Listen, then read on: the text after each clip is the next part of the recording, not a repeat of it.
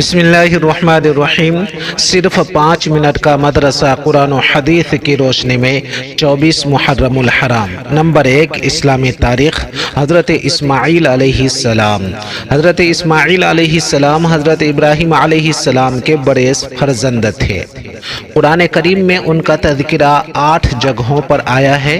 حضور صلی اللہ علیہ وسلم اور عرب کے مشہور اور باعزت خاندان قریش کا تعلق بھی انہی کی نسل سے ہے۔ پیدائش کے بعد حضرت ابراہیم علیہ السلام اللہ تعالیٰ کے حکم کے مطابق انہیں ان کی والدہ کے ساتھ بیت اللہ کے قریب چٹیل میدان میں چھوڑ کر چلے گئے تھے۔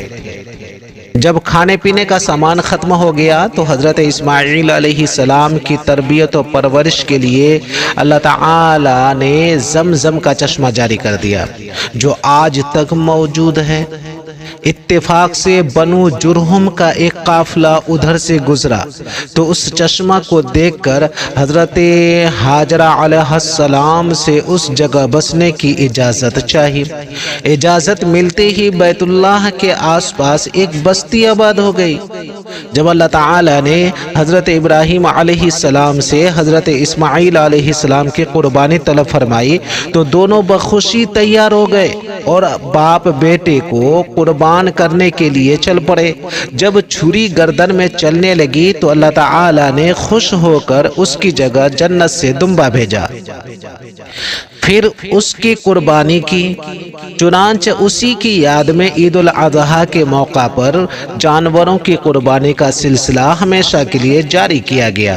پھر قبیلہ بنو جرہم میں حضرت اسماعیل علیہ السلام کی شادی ہوئی۔ حضرت اسماعیل علیہ السلام نے 133 یعنی 132 سال کی عمر میں وفات پائی اور اپنی والدہ ماجدہ کے پہلو میں حرم شریف میں دفن ہوئے۔ نمبر 2، حضور صلی اللہ علیہ وسلم کا معجزہ عہد نامہ کو کیڑے کے کھانے کی خبر دینا۔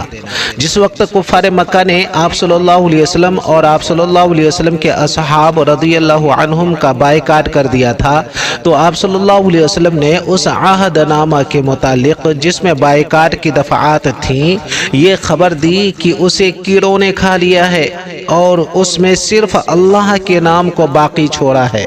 لہذا یہ سن کر ابو طالب نے کفار قریش کو بطور چیلنج کے کہا، اگر میرے بھتیجے کی یہ بات غلط ہے تو میں ان کو تمہارے حوالہ کر دوں گا۔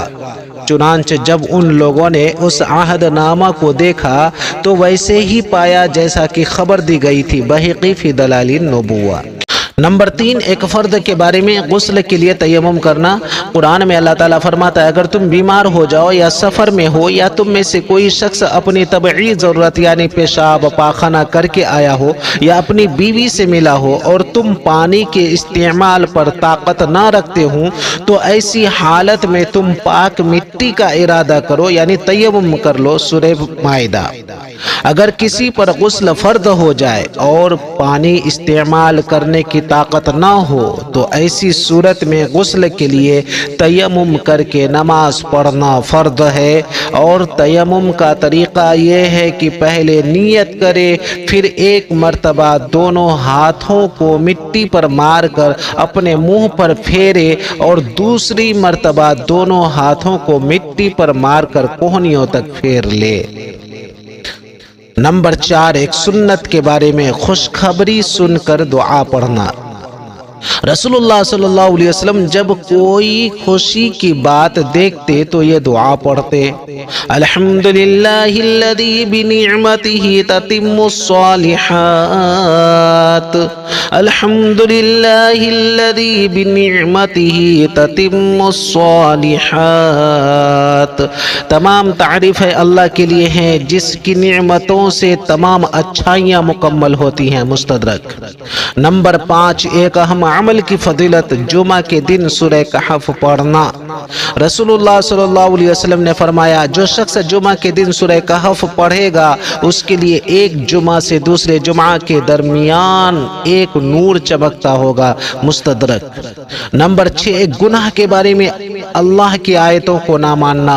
قرآن میں اللہ تعالیٰ فرماتا ہے، ہر اس جھوٹے گنہگار کے لیے بڑی تباہی ہوگی جو اللہ کی آیتوں کو سنتا ہے جب وہ اس کے سامنے پڑھی جاتی ہے، پھر بھی وہ تکبر کرتا ہوا اپنے کفر پر اسی طرح اڑا رہتا ہے گویا اس نے ان آیتوں کو سنا ہی نہیں، تو آپ ایسے شخص کو دردناک عذاب کی خوشخبری سنا دیجئے۔ سورہ جاثیہ۔ نمبر 7، دنیا کے بارے میں جو کچھ خرچ کرنا ہے دنیا ہی میں کر لو۔ قرآن میں اللہ تعالیٰ فرماتا ہے ہم نے تم کو جو کچھ دیا ہے اس میں سے خرچ کرو، اس سے پہلے کہ تم میں سے کسی کو موت آ جائے اور پھر موت کو دیکھ کر کہنے لگے کہ اے میرے رب تو نے مجھ کو اور تھوڑے دنوں کی مہلت کیوں نہ دی تاکہ خوب خرچ کر کے نیک کا لوگوں میں شامل ہو جاتا۔ سورہ منافقون۔ نمبر 8، آخرت کے بارے میں جہنم کو قید کر کے پیش کیا جائے گا۔ رسول اللہ صلی اللہ علیہ وسلم نے فرمایا جہنم کو قیامت کے روز 70,000 لگاموں کے ساتھ لایا جائے گا اور ہر لگام کے ساتھ 70,000 فرشتے ہوں گے جو جہنم کو گھسیٹ کر لائیں گے۔ مسلم شریف۔ نمبر 9، طب نبوی سے علاج، گائے کے دودھ کا فائدہ۔ رسول اللہ صلی اللہ علیہ وسلم نے فرمایا گائے کا دودھ استعمال کیا کرو کیونکہ وہ ہر قسم کے پودوں کو چرتی ہے، اس لیے اس کے دودھ میں ہر بیماری سے شفا ہے۔ مستدرک۔ نمبر 10، نبی پاک صلی اللہ علیہ وسلم کی نصیحت۔ رسول اللہ صلی اللہ علیہ وسلم نے فرمایا اپنے مہمان کے ساتھ کھاؤ کیونکہ وہ تنہا کھانے میں شرم محسوس کرتا ہے۔ بہقی فی شعب الایمان۔